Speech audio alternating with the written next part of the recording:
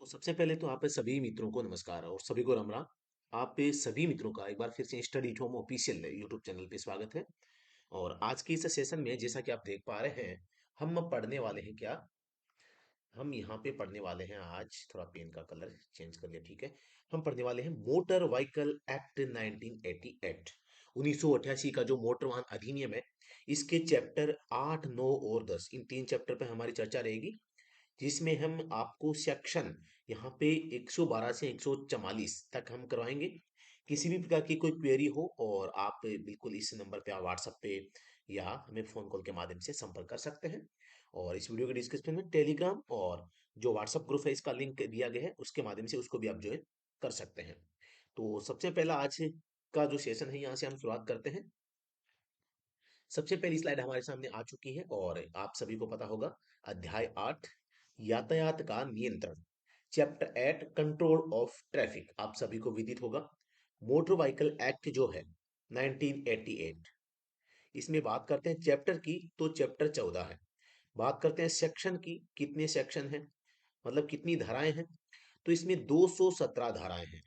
ठीक है। बात करते हैं संशोधन की, तो इसमें जो संशोधन हुआ है 2019 में, वो कौन सा संशोधन है 2019 में, तो ये फिफ्थ संशोधन है भाई, पांचवा संशोधन है। ठीक है। तो ये इतनी बातें आपको याद रखनी है। मोटर व्हीकल एक्ट 1988 है, इसको लागू कब किया गया था आपको पता होना चाहिए। पता है तो कमेंट सेक्शन में तुरंत छाप दो कि जो मोटर व्हीकल एक्ट है 1988, इसको कब लागू किया गया था।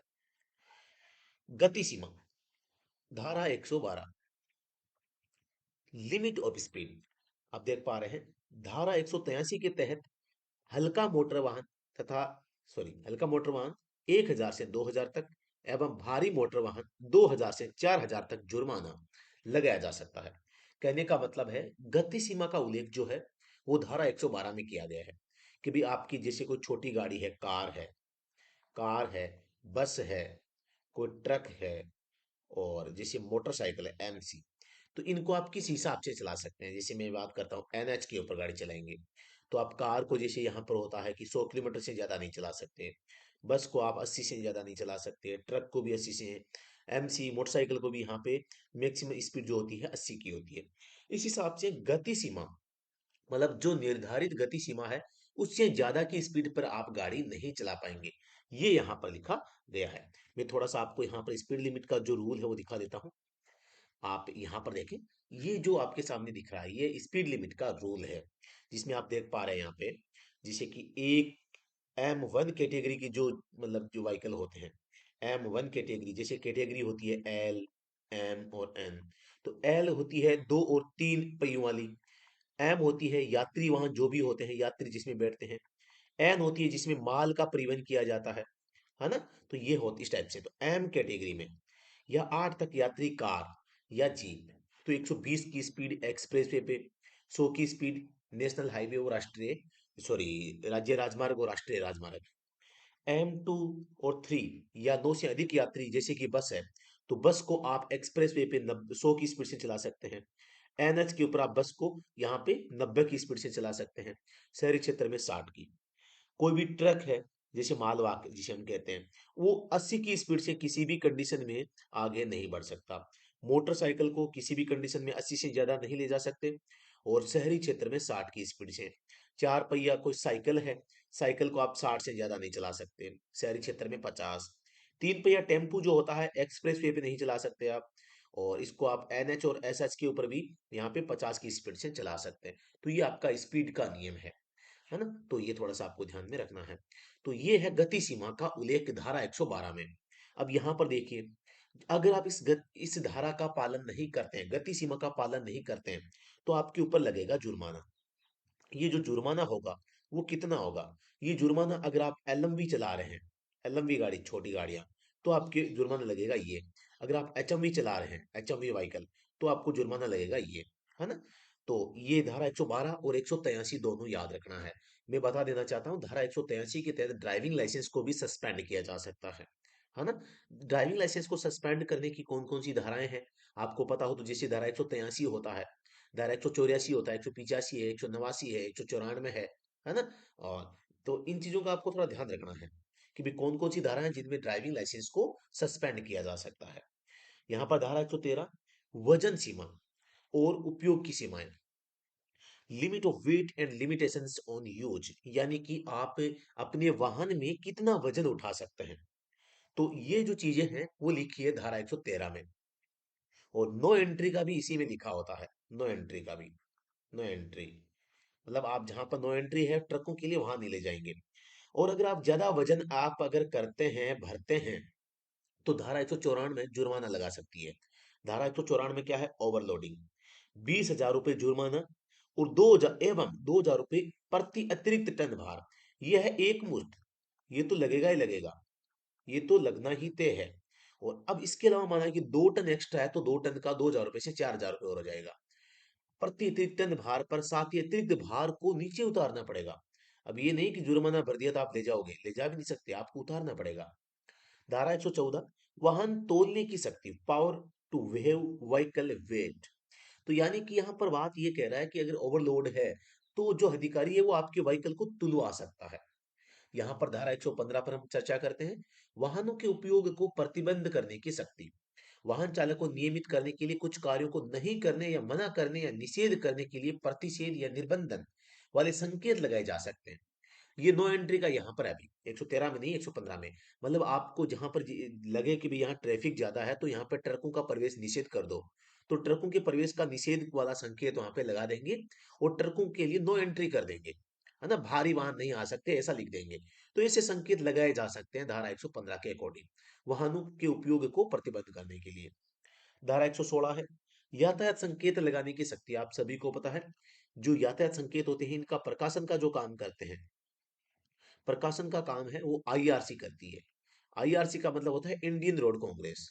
आईआरसी की स्थापना 1934 में होती है और इनके द्वारा जो संकेत प्रकाशन किए जाते हैं सबसे पहले 1978 में भारत में किए गए थे। वर्तमान में 1978 से इसमें जो है इन संशोधन करते हुए 2012 में लेटेस्ट जो है यहाँ पर संकेत है वो प्रकाशन किए गए आरसी में। करंट में मैं बात करता हूँ जो संकेत है वो आईआरसी, आईआरसी 67 2012 इस कोड के संकेत है प्रेजेंट में हमारे यहाँ पे चल रहे हैं। तो ये भी आपको ध्यान में रखना है, इसको स्टार लगा लीजिए। अब जो संकेत होते हैं वो तीन प्रकार के होते हैं। आदेशात्मक संकेत जो वृत्त यानी कि गोल आकृति में होते हैं, इन संकेतों का पालन करना जरूरी होता है, अन्यथा धारा 177 के तहत प्रथम बार में 500 रुपए, दूसरी बार में 1,000 रुपए का जुर्माने का प्रावधान है। मतलब जो गोल आकृति में संकेत होंगे उनका पालन करना जरूरी है। आदेशात्मक संकेत दो प्रकार के हो सकते हैं, एक तो कुछ कार्यों को करने का आदेश देते हैं जैसे कि हॉर्न बजाइए, है ना, दाएं मुड़िए, बाएं मुड़िए, सीधे चलते रहिए। एक होता है दाएं मुड़ना मना है, बाएं मुड़ना मना है, इस टाइप से जो निषेध करते हैं, एक किसी कार्य को करने के लिए अनुमति देते हैं। प्रश्न सॉरी, जो 2 नंबर संकेत है चेतावनी संकेत, चेतावनी स्वरूप और त्रिभुज में बने होते हैं। इन पर ध्यान नहीं देने से दुर्घटना की संभावना बनी रहती है, जैसे स्पीड ब्रेकर, पहाड़ी क्षेत्र, मोड़, ढलान, चढ़ान, टूटी सड़क आदि। सूचनात्मक संकेत 3 नंबर, यह संकेत सड़क के समीप किसी जगह, दिशा और सुविधा के बारे में संकेत करते हैं। सूचनात्मक संकेत जो भी होते हैं वो सड़क के समीप जो सुविधा होती है उसके बारे में बताते हैं। सूचनात्मक चिन्हों की पहचान, यह चिन्ह आयताकार या वर्गाकार में बने होते हैं। यानी कि सूचनात्मक जो संकेत होते हैं वो आयताकार या वर्गाकार। इसका मतलब क्या है? इसका मतलब है ये संकेत जैसे कि आयत हो गया, ये अब वर्ग हो गया, देखो है ना, तो आयत में या वर्ग में हो सकते हैं, है ना। ये आपको थोड़ा सा ध्यान रखना है। और ये किसके बारे में जानकारी देते हैं? सड़क के समीप कोई सूचना है, व्यवस्था को दर्शाता है, सुविधा को दर्शाता है, हम कह सकते हैं सुविधा या सूचना, है ना। तो ये आपको ध्यान रखना है, जैसे कि आगे कौन सा शहर आने वाला है, कहाँ होटल है, कहाँ रुकने के लिए जगह है, कहाँ जलपान कर सकते हैं, कहाँ पेट्रोल पंप है ना, कहाँ बस स्टैंड है। तो इस टाइप की चीजें ये बताते हैं। अब अगली स्लाइड आ चुकी है, पार्किंग स्थल और होल्डिंग स्टेशन। पार्किंग स्थान के अलावा किसी भी स्थान पर पार्क करना मना होगा। ये सा संकेत आप सभी को पता होगा, नो पार्किंग नो स्टैंडिंग, ये तो केवल नो पार्किंग का होता है। अरे एक और होता है जो कि दोनों ओर होते हैं, नो पार्किंग नो स्टैंडिंग, ये दो संकेत होते हैं, है ना। तो ये ध्यान रखना है। और इसके अलावा किसी भी नो पार्किंग स्थान पर अगर 3 मिनट तक वाहन खड़ा रह गया तो उसे पार्क किया हुआ माना जाएगा और अपराध ये होता है, जुर्माना लगाया जा सकता है। अब आप कहेंगे 3 मिनट का मतलब क्या हुआ? माना कि आप कहीं जो है इस रोड पे चल रहे हैं और रोड पे चलते हुए ऐसे हो जाएगा कि आप गाड़ी रोक तो लिया आपने, अब उसको पार्क किया है या ऐसे ही रोका है, कैसे पता चले? तो वहां पर आप गाड़ी को 3 मिनट से ज्यादा समय के लिए नहीं रोक सकते।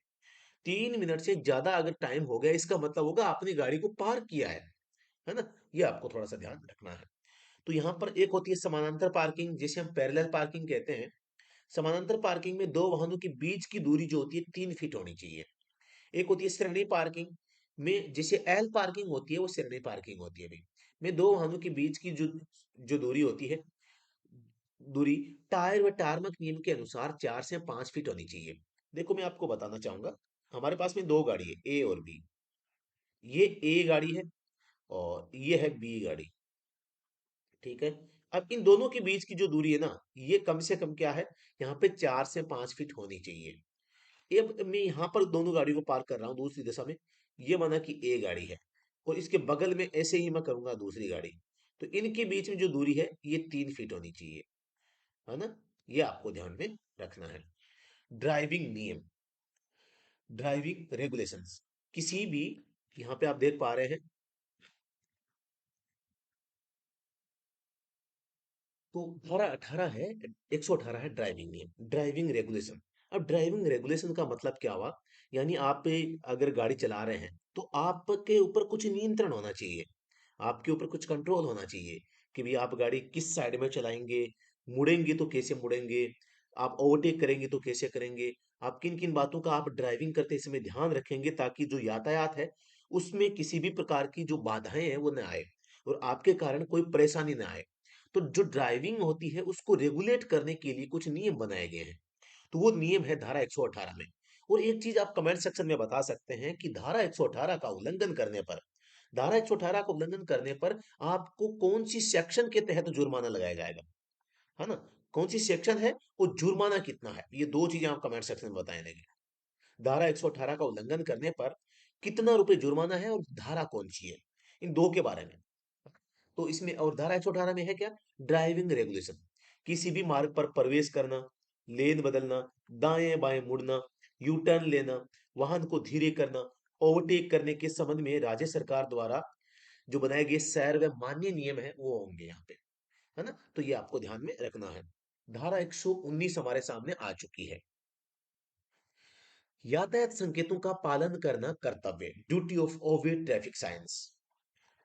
धारा 115 के तहत निर्बंधन और धारा 116 के तहत लगाए गए यातायात संकेतों का पालन करना एक चालक के लिए अनिवार्य होगा, अन्यथा उसे अपराध मानकर धारा 177 के तहत जुर्माना या दंड दोनों है वो लागू हो सकते हैं।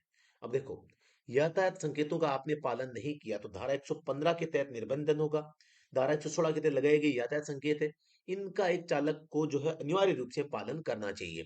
अगर आप पालन नहीं करते हैं, धारा 177 है और 177 के तहत यहाँ पे जुर्माना आप सभी को पता होगा कितना होता है, 500 आरएस। दूसरी बात, धारा 120 पे चलते हैं, बाएं हाथ के नियंत्रण वाले वाहन, vehicles with left hand control. जो आप सभी को पता है, हम जो यहाँ पर भारत में गाड़ी चलाते हैं, ये सड़क है ना? तो अब इस सड़क पे हम कहाँ कहाँ चलते हैं? यहाँ लेफ्ट में चलते हैं या राइट में, है बताओ? तो लेफ्ट में चलते हैं। तो भारत में जो है vehicle with left hand control, है ना? तो ऑप्शन नंबर यहाँ पे बी राइट आंसर यहाँ पे हो जाए, सॉरी ये क्या, ये जो है ना लेफ्ट, इसका जो है यहाँ पे सही हो जाएगा कि बाएं हाथ के नियंत्रण वाले जो व्हीकल हैं वो यहाँ पर भारत में चलाए जाते हैं, इनको कैसे कंट्रोल करना है उसके अकॉर्डिंग नियम बनाए जाएंगे, है ना? पर्सन यहाँ पे, सॉरी धारा जो 121 है, क्योंकि जब ऑब्जेक्टिव पर्सन ज्यादा करते हैं ना, यहाँ आदत हो गई है नेक्स्ट क्वेश्चन की आंसर बताने की, धारा की जगह पर्सन याद आ रहा है, देखो, है ना? तो कोई बात नहीं, घर की बात है ये, समझ में आ रहा है ना? कमेंट सेक्शन में बताओ, देखें, कोई बात नहीं। धारा 121, सिग्नल और सिग्नलिंग डिवाइस, मतलब आप सिग्नल जैसे देते हैं तो वो डिवाइस के बारे में। तो यहाँ पर देखो, सिग्नल और सिग्नलिंग डिवाइस, तो यहाँ पर चालक द्वारा हाथ से संकेत देना। अब सिग्नलिंग डिवाइस में आपकी जो ट्रैफिक लाइट है वो भी आ जाएगी और आपकी जो गाड़ी के इंडिकेटर होते हैं वो भी आ जाएंगे। वाहन चालक की जो हाथ के संकेत होते हैं वो किस टाइप से होते हैं। पहला संकेत आपके सामने, वाहन को धीमा करना। अगर आप वाहन को धीमा करना चाहते हैं तो दाएं हाथ को, हमेशा दायां हाथ काम आएगा। पहली बात, चालक कोई भी संकेत देगा वो राइट हैंड से ही संकेत देगा। तो दाएं हाथ को बाहर निकालकर हथेली नीचे की ओर, अब नीचे की ओर का मतलब हथेली का मुंह जो होगा नीचे होगा, करके धीरे धीरे ऊपर नीचे 3 से 4 बार हिलाना। यहाँ पर क्या देख पा रहे हैं आप, ये हाथ है। अब इसको एक बार ऊपर करोगे, एक बार नीचे करोगे, एक बार ऊपर करोगे, एक बार नीचे करोगे, तो ये हो जाएगा कि भाई चालक क्या करना चाह रहा है, वाहन को धीमा करना चाह रहा है। एकदम सिंपल है, ज्यादा कंफ्यूजन मेरे हिसाब से नहीं होगी। बाएं घूमना या मुड़ना, बाई साइड में आप अगर घूमते हैं, इसमें भी आपका राइट हैंड ही काम आएगा।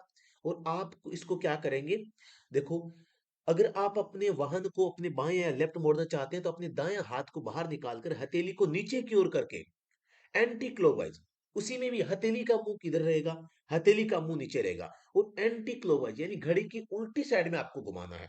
मतलब आपको यहाँ घड़ी की उल्टी साइड में से घुमाना है, ठीक है। गोल गोल आप घुमाओगे, इसका मतलब होगा लेफ्ट में टर्न लेना चाहते हैं। वाहन को रोकना, समकोण पर हथेली को, आपका मुंह है आगे की ओर होगा, हथेली का मुंह आगे की ओर होगा। दाएं घूमना या मुड़ना, अगर आप दाएं मुड़ना चाहते हैं तो दाएं हाथ को केवल बाहर निकालेंगे, बाहर निकाल के हथेली का मुंह किधर होगा, आगे की ओर। अब इसमें हथेली जो है ना, हथेली इसमें भी आगे था लेकिन समकोण पे था, इसमें भी आगे है लेकिन सीधा है ना, ऊपर नहीं किया, हथेली का मुंह तो आगे ही होगा इसमें भी। 5 नंबर है ओवरटेक करने की अनुमति देना।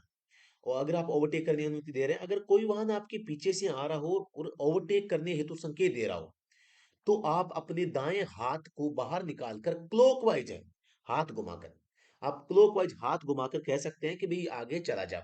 आप जैसे ऊपर से नीचे, अब आपका हाथ ऐसे ऊपर से नीचे जाएगा, भाई निकल आगे, निकल आगे, निकल आगे, ऐसे, है ना, इस टाइप से। तो ओवरटेक करने का संकेत होगा। हमें यहाँ पर हाथ से संकेत करके नहीं दिखाना, हमें तो ये जैसी डबल गाड़ी दिखे ना, देखते ही ओवरटेकिंग वाला आपको कर देना है। केवल सीधा हाथ बाहर निकाला हुआ है, मतलब कि राइट में मुड़ेगा। समकोण पे है, मतलब कि रुकने का इरादा है। ये और घुमा रहा है ऊपर यहाँ करके, सिंगल गाड़ी है, लेफ्ट टर्न का हो जाएगा, है ना। तो ये आपको थोड़ा सा ध्यान में वो रखना है। धारा 122, वाहन को खतरनाक स्थिति में छोड़ना। Leaving vehicle in dangerous position, किसी सार्वजनिक स्थान पर किसी वाहन को आवारा छोड़ना या ऐसे स्थान पर छोड़ना जहां से आमजन और यातायात बाधित होता है, तो ये एक अपराध माना जाएगा। और जहां पर वाहन को खतरनाक स्थिति में छोड़ने से वाहन को जब्त भी किया जा सकता है। जुर्माना धारा 177 के तहत लगेगा भाई। धारा 177 के तहत ज्यादा नहीं है, 500 रुपए का है। रनिंग बोर्ड आदि पर सवार होना, अब राइडिंग ऑन रनिंग बोर्ड ये क्या हो गया, रनिंग बोर्ड क्या होता है, वाहन के बोनट या फुट स्टेप पर या छत पर या पीछे लटक कर यात्रा करना, रनिंग बोर्ड पर आदि सवार करना कहलाता है। जहां पर डायरेक्ट हवा लगती है और चढ़ने के लिए जगह नहीं होती, गैर कानूनन आप चढ़ते हैं तो भी धारा 177 लगाई जा सकती है। जुर्माना और दंड दोनों लागू हो सकते हैं। जुर्माना तो आप सभी को पता होगा कितना है धारा 177 के तहत, एक सॉरी 500 रुपए है पहली बार में। धारा 124, बिना पास या टिकट के यात्रा करने पर प्रतिबंध, आप बिना टिकट के यात्रा नहीं कर सकते। और इसके लिए आप, अगर आप बिना टिकट रोडवेज बस में चढ़ जाते हैं तो जुर्माना कितना है, आप सभी को पता होना चाहिए यहाँ पे। और बिना पास या टिकट यात्रा करना या कंडक्टर और चालक द्वारा अपने कर्तव्य का पालन न करना, सभी के लिए 500 रुपए का जुर्माना लागू होता है, अभी देखो आप, है ना। धारा 125 आपके सामने आ चुकी है। चालक की बाधा, ऑब्स्ट्रक्शंस ऑफ व्हीकल, चालक के पास में इस तरह, चालक की बाधा मतलब चालक को आप जो है नुकसान पहुंचाएंगे, चालक की सीट के बराबर आप बैठ जाएंगे, उसके उसी वाली सीट पे, आधे पे वो बैठा, आधे पे आप बैठे हैं, तो ये भी एक क्या है, अपराध है। और धारा 177 लागू होती है, और 500 रुपए का पहली बार में जुर्माना, दूसरी बार में 1000 का जुर्माना यहाँ पे लागू होता है, ठीक है। तो ये आपको थोड़ा सा ध्यान में रखना है। स्थिर वाहन, स्टेटरी स्टेशनरी व्हीकल, मतलब कि आप जब गाड़ी को खड़ा करेंगे तो किस तरह खड़ा करना चाहिए। ये थोड़ी आप गाड़ी ढलान पे खड़ी कर दी, बंद करके छोड़ दिया, गियर में नहीं है, हैंड ब्रेक नहीं है, तो गाड़ी अपने आप चल के किसी को एक्सीडेंट कर देगी ना। तो ऐसी कंडीशंस में आपने इंजन चालू करके छोड़ दिया, दूसरे लोग परेशान हो रहे हैं, 2 घंटे वापस नहीं आए, है ना, ये बातें हैं। और गाड़ी को तिरछा करके ऐसा करके छोड़ दिया, तो ये बातें आपको ध्यान रखनी चाहिए। तो इसमें क्या क्या है, जैसे देखो, जो धारा 126 है, मोटर वाहन चलाने वाला या उसका प्रभारी कोई भी व्यक्ति वाहन को किसी भी सार्वजनिक स्थान पर तब तक खड़ा नहीं होने देगा या खड़ा नहीं होने देगा जब तक कि चालक की सीट पर वाहन चलाने के लिए विधिवत लाइसेंस प्राप्त व्यक्ति न हो। मतलब कि मोटर वाहन चलाने वाला या उसका प्रभारी कोई भी व्यक्ति वाहन को किसी भी सार्वजनिक स्थान पर तब तक खड़ा नहीं होने देगा या खड़ा नहीं होने देगा जब तक कि चालक की सीट पर वाहन चलाने के लिए विधिवत लाइसेंस प्राप्त व्यक्ति न हो या जब तक तंत्र बंद न हो। मतलब आप पार्क नहीं करोगे जब तक चालक की सीट पर कौन ना हो, एक ड्राइवर, वो भी लाइसेंस वाला। जब गाड़ी इंजन चालू हो तब की बात हो रही है। लेकिन या जब तंत्र बंद हो, मतलब इंजन बंद हो जाए और ब्रेक न हो, ब्रेक लगाए गए या ऐसे अन्य उपाय किए गए ताकि यह सुनिश्चित किया जा सके कि चालक की अनुपस्थिति में वाहन को गलती से गति में नहीं डाला जा सके। और मतलब आप इस टाइप से उसको खड़ा कर देंगे, इंजन बंद कर देंगे, ब्रेक लगा देंगे, तो बंद गड़ी खड़ी गाड़ी को किसी भी कंडीशन में एक दूसरे अपवाद स्वरूप लोगों द्वारा यहाँ पर उसको गति में नहीं लाया जा सकता। ऐसी कंडीशन में आपका वाहन होना चाहिए। तो ये है एक स्टेशनरी व्हीकल, यानी कि स्थिर वाहन है, आप किस कंडीशन में खड़ा करेंगे। जब तक चालू है तब तक एक विधिवत लाइसेंस प्राप्त व्यक्ति वहां पर गाड़ी में होना चाहिए। ये आपको थोड़ा ध्यान रखना है। सार्वजनिक स्थान पर छोड़े गए या लावारिस से छोड़े गए मोटर वाहनों को हटाना। Removal of motor vehicles abandoned और left unattended on a public place. दो पहिया मोटरसाइकिल का कोई भी चालक अपने अलावा एक से अधिक व्यक्ति को मोटरसाइकिल पर नहीं ले जाएगा। अपने अलावा एक से अधिक मतलब अपने और एक और बैठा सकता है ना? ये आपको ध्यान रखना है। ऐसे कोई भी व्यक्ति को चालक की सीट के पीछे मोटरसाइकिल पर सुरक्षित रूप से तय की गई उचित सीट पर बैठाने के अलावा नहीं ले जाएगा, उचित सुरक्षा उपायों के साथ ही ले जाएगा। और अच्छा, सार्वजनिक स्थान पर छोड़ेंगे, लावारिस छोड़ेंगे, मोटर वाहन को ये जो ये नियम है ना भाई, ये चालकों, ये अभी जो नंबर एक और दो है, एक और दो, ये धारा 128 के हैं भाई, थोड़ा सा करेक्शन कर लेना आप, है ना? सार्वजनिक स्थान पर छोड़ेंगे या लावारिस छोड़ेंगे, मोटर वाहनों को हटाना। ये अब आप गलत जगह गाड़ी छोड़ देंगे और वापस हटाएंगे नहीं तो पुलिस वाले आपके व्हीकल को उठा के ले जाएंगे, उससे संबंधित है। और ये जो है ना, दो पहिया मोटरसाइकिल पर पीछे दो से ज्यादा व्यक्ति आप नहीं बैठने चाहिए, तो ये धारा 128 का है अभी, है ना? थोड़ा सा गलत ये प्रिंट हुआ है। धारा एक में उल्लेखित सुरक्षा उपायों के अलावा केंद्र सरकार दोपहिया मोटरसाइकिल के चालकों और उस पर पीछे बैठने वालों के लिए अन्य सुरक्षा उपाय निर्धारित कर सकती है। चालकों और पीछे बैठने वालों के लिए सुरक्षा उपाय। दोपहिया वाहन का चालक अपने को छोड़कर एक से अधिक यात्री को नहीं बैठा सकता। साथ ही ऐसे व्यक्ति को बैठाने के लिए पैर रखने हेतु उचित स्थान या हाथ से पकड़ने के लिए उचित व्यवस्था उसको है वो करनी चाहिए। मतलब चालकों और पीछे बैठने के संबंध में अगर भाई दो से अधिक बैठने का है तो वो सुरक्षा उपाय है, बैठने से संबंधित धारा 128 आपको याद रखनी है। सुरक्षात्मक टोपी, हेलमेट। हेलमेट की बात करते हैं तो यहाँ पर धारा 129 यहाँ पर लागू होती है। धारा 129 है टोपी पहनना, wearing of protective headgear, helmet पहनना अनिवार्य होगा। धारा 194 डी, हेलमेट नहीं लगाने पर नया नियम है 1000, साथ ही 3 माह के लिए लाइसेंस निरस्त भी किया जा सकता है या केवल 1000 से भी काम चला सकते हैं। धारा 130 लाइसेंस और पंजीकरण का प्रमाण पत्र प्रस्तुत करने का कर्तव्य। मतलब कि आप गाड़ी चला रहे हैं तो कोई भी अगर वर्दी में कोई पुलिस अधिकारी है और उसके मांगे जाने पर जांच के लिए आप अपना लाइसेंस है वो प्रस्तुत करेंगे, ये आपका कर्तव्य बनता है। अधिकारी या प्राधिकारी को जमा कर दिया गया, मतलब आपको बह सकते हैं, बह सकते हैं मतलब आपको, आपने अगर पहले किसी भी प्रकरण को लेकर आपने लाइसेंस या आरसी है वो जो है किसी अधिकारी को जमा करवा दिए हैं, या पहले से कोई जब्त कर लिए गए हैं, या लाइसेंस के बदले में अगर जब्त कर लिए गए हैं तो आप लाइसेंस के बदले में उस अधिकारी ने आपको एक पर्ची दी होगी, वो रसीद या पावती रसीद है वो आप वहां पे जमा करवा सकते हैं। तो ये भी नियम है। मतलब कि धारा 130 ये कहती है कोई भी अधिकारी अगर आपसे कागज मांगे तो आपको कागज जमा कराने हैं। कागज नहीं है, जब्त कर लिए गए हैं, तो कागज जब जब्त हुए हैं, आपसे लिए गए हैं, तो आपको एक पर्ची दी गई होगी, वो पर्ची आप दिखा सकते हैं। यहाँ पे आगे आगे है, मोटर वाहन का मालिक धारा 60 के तहत पंजीकृत वाहन के अलावा उसकी अनुपस्थिति में वाहन का चालक या अन्य प्रभारी व्यक्ति पंजीकरण प्राधिकारी या किसी अन्य अधिकारी की मांग पर इस संबंध में विधिवत अधिकृत मोटर वाहन विभाग वाहन की बीमा का प्रमाण पत्र प्रस्तुत करेगा। धारा 56 में निर्दिष्ट फिटनेस का प्रमाण पत्र परमिट भी प्रस्तुत करेगा। यदि कोई या सभी प्रमाण पत्र या परमिट उसके कब्जे में नहीं है, यहाँ देखो ध्यान से, कब्जे में नहीं है, तो वह मांग की तारीख से 15 दिनों के भीतर उसकी फोटो प्रतियां व्यक्तिगत रूप से सत्यापित करके जमा करेगा या उसे पंजीकृत डाक से अधिकारी को भेजेगा जिसने इसकी मांग की है। स्पष्टीकरण, इस उपधारा के प्रयोजनों के लिए बीमा प्रमाण पत्र का अर्थ धारा 147 की उपधारा 3 के तहत जारी किया गया प्रमाण पत्र है। मतलब कि जो बीमा का उल्लेख होता है धारा 147 में किया गया है, इसकी परिभाषा बताई गई है। और धारा 56 में आपका फिटनेस प्रमाण पत्र जारी होता है। आपको बीमा प्रमाण पत्र, फिटनेस का प्रमाण पत्र, पंजीकरण प्रमाण पत्र, ये सभी के सभी दस्तावेज है आपको जो है अधिकारी द्वारा मांगे जाने पर आपको दिखाने चाहिए। लेकिन धारा 130 ये कहती है अगर ये जो दस्तावेज है आपके पास नहीं है या किसी भी रीजन से आप नहीं दे पा रहे हैं, तो आपको यहाँ पर 15 दिनों के भीतर सभी कागज है वो आरटीओ कार्यालय में आपको जिस अधिकारी ने मांगे हैं उसको प्रस्तुत करने होंगे। तो धारा 130 के तहत 15 दिन की छूट यहाँ पे दस्तावेज है वो प्रस्तुत करने की रहती है। अब आप कहेंगे सर ये धारा 60 के तहत पंजीकृत वाहन के अलावा, तो धारा 60 में केंद्र सरकार की जो स्पेशल व्हीकल है वो इसमें रजिस्टर होते हैं। अब हम बात करते हैं धारा 131 के बारे में। बिना सुरक्षा वाले रेलवे सप्पारों पर कुछ सावधानियां बरतने का चालक का कर्तव्य है। भी आप बिना सुरक्षा वाली रेलवे क्रॉसिंग है तो वहां पर क्या करेंगे? सीधी सी बात है, अकेले हैं तो गाड़ी को रोक के बंद करके पहले जाके देखेंगे कोई नहीं आ रहा फिर जाएंगे। अगर कोई साथ में है तो उसको कहेंगे आप जाके देखो, वो देखेगा दोनों साइड में और वो बताएगा भी कोई नहीं आ रहा, तब आप पार करेंगे। इसमें कोई ज्यादा बड़ी बात नहीं है, एकदम सिंपल है। सब यहाँ पे धारा 132 पे चलते हैं। कुछ मामलों में चालक का रोकने का कर्तव्य। कुछ कर्तव्य ऐसे होते हैं जिसमें चालक को रुकना चाहिए। मोटर वाहन का चालक वाहन को तब तक रोकेगा और स्थिर रखेगा जब तक जितना आवश्यक हो उतने उचित समय के लिए, लेकिन 24 घंटे से अधिक नहीं। यानी कोई भी जो अधिकारी है आपके व्हीकल को 24 घंटे से ज्यादा नहीं रोक सकते। 24 घंटे से अधिक समय तक नहीं रोक सकते। 24 घंटे अधिकतम समय अवधि होती है 24 घंटे तक के लिए।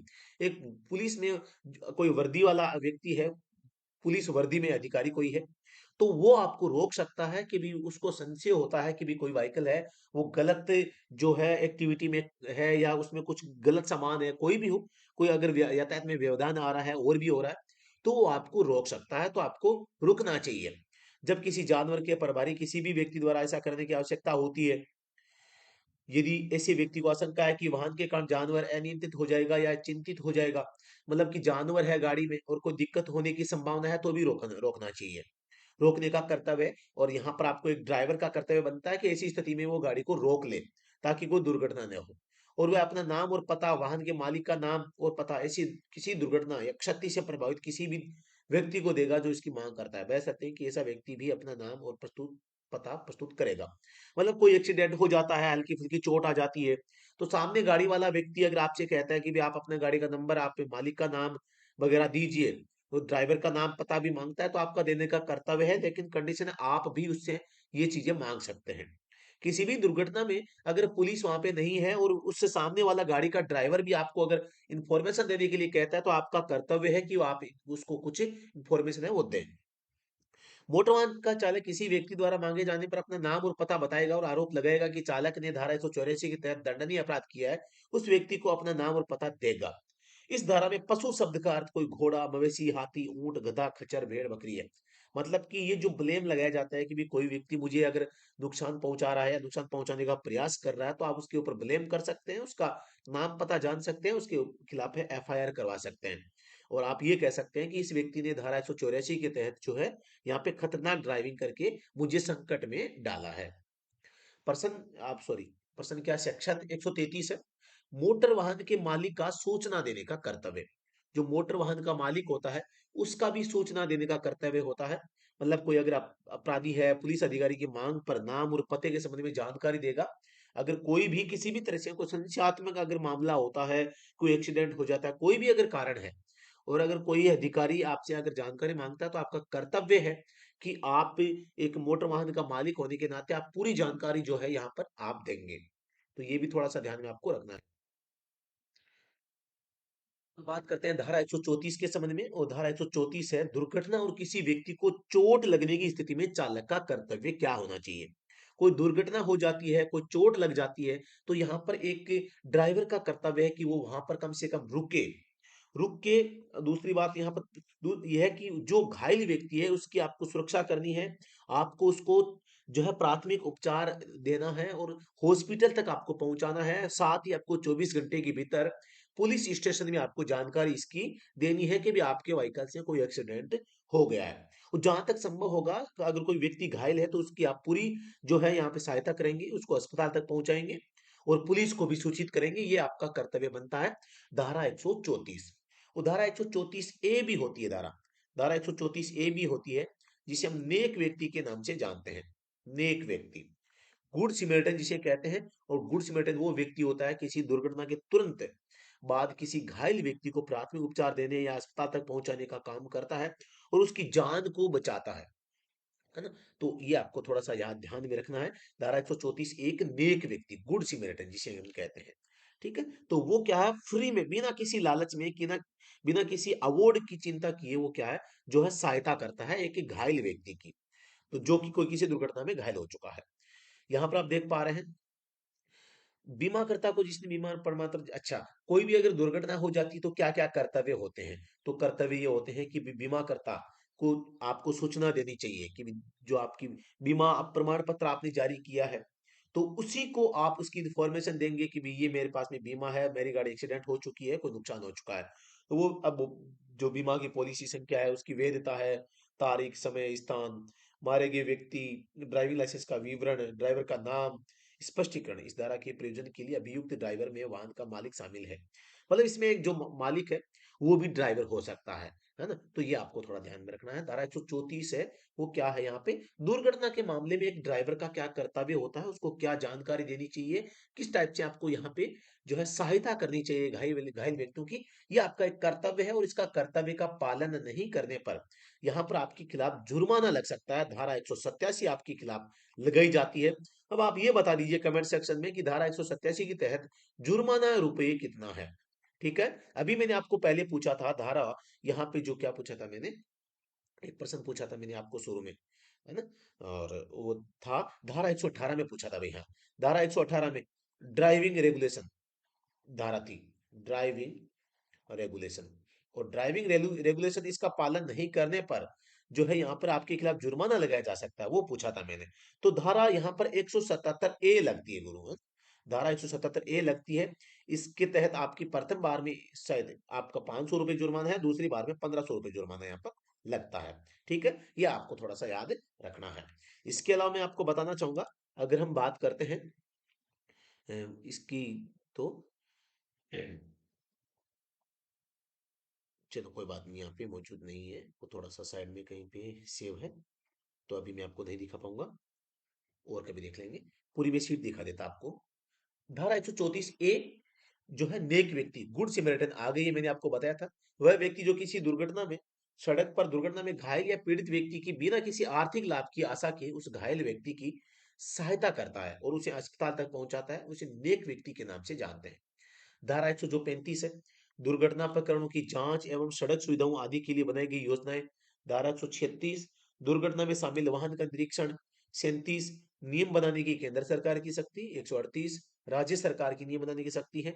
और अब आ जाता है हमारे अध्याय यहाँ पे 9, मोटर वाहन अस्थायी रूप से भारत से जा रहे हैं या आ रहे हैं, मोटर व्हीकल टेम्परली लिविंग और विजिटिंग इंडिया। नियम बनाने की केंद्र सरकार की शक्ति है केवल। और सेक्शन 139 यहाँ पे है, वो इससे संबंध रखती है। और अब हम पढ़ेंगे अध्याय 10, कुछ मामलों में त्रुटि के बिना दायित्व, यानी liability without fault in certain cases. और इसमें जो है कुछ मामलों में त्रुटि के बिना दायित्व अगर किसी पे आ जाता है, तो इस जो चैप्टर को है यहाँ पर डिस्क्लोज कर दिया गया है, इसको हटा दिया गया है। और आप देख पा रहे हैं धारा 140 से 144 तक जो है, इनको यहाँ पर ओमिटेड, यानी कि निरसन इनका कर दिया गया है, इनको हटा दिया गया है। तो अब आपको अध्याय 10 नहीं पढ़ना। अध्याय 10 में भी कोई अब धारा नहीं बची है, सबको 2019 में जो संशोधन हुआ था, 2019 में जो अमेंडमेंट हुआ, संशोधन हुआ था, उसके तहत इन सभी को यहाँ पर क्या कर दिया गया है, हटा दिया गया है। तो ये भी थोड़ा सा आपको ध्यान में रखना है। तो आज का सेशन यहीं पर इसी के साथ में समाप्त होता है। और बिल्कुल आप कमेंट सेक्शन में बताएं कि जो हमने ये पढ़ा है आज, अध्याय हमने 8, 9 और 10 जो पढ़ा है, इसमें बहुत ही अच्छी जानकारी मैंने आपको बताने का प्रयास किया है। धारा 112 से लेके जो यहाँ पर धारा 138 तक जो है, बहुत ही शानदार धाराएं हैं और बहुत ही इंपॉर्टेंट है। यहाँ से काफी बार काफी सवाल यहाँ पर आ जाते हैं, तो आपको ध्यान में रखना है ये समझ में आया नहीं आया। और दोस्तों आप देख पा रहे होंगे हम पढ़ रहे हैं मोटर व्हीकल एक्ट, लेकिन साथ ही साथ आपकी जो डाउट है वो पूरा ड्राइवर पार्ट कंप्लीट हो रहा है। जैसे धारा 112 में स्पीड का नियम था, धारा 114-15 में ओवरलोडिंग का था, 116 में रोड संकेत था, 118 में ड्राइविंग रूल एंड रेगुलेशंस थे, धारा 122 में पार्किंग वाला था, धारा 126 में जो स्टेशनरी जो खड़े वाहन थे और धारा 128 में सुरक्षा जो उपकरण होते हैं, धारा 129 में हेलमेट से संबंधित था। तो ये सारी चीज़ें जो आपके ड्राइवर पार्ट में होती हैं, वही चीज़ें यहाँ पे आ रही हैं। है ना? तो इस टाइप से मोटर व्हीकल एक्ट अगर आपने पूरा कंप्लीट पढ़ लिया, तो मेरे हिसाब से आपका ड्राइवर पार्ट है ऑलमोस्ट कंप्लीट है, वो हो जाएगा। बची-कुची कसर है वो लास्ट में 1-2 सेशन और ले लेंगे हम, उसके माध्यम से कंप्लीट कर देंगे। तो बने रहिए स्टडी टूम ऑफिशियल चैनल के साथ में। वीडियो पसंद आए तो लाइक और शेयर करना मत भूलिएगा और क्लास की पीडीएफ प्राप्त करने के लिए आप स्टडी टूम एंड्रॉइड एप्लीकेशन को डाउनलोड कर सकते हैं। जी हाँ दोस्तों, धन्यवाद। Thank you so much. किसी भी प्रकार की क्वेरी के लिए आप ऊपर दिए गए नंबर पे संपर्क कर सकते हैं और किसी भी ड्राइवर एग्जाम के लिए बेस्ट कंटेंट के लिए आप तुरंत प्रभाव से हमारा स्टडी टूम ऐप है डाउनलोड कर सकते हैं। धन्यवाद। Thank you so much.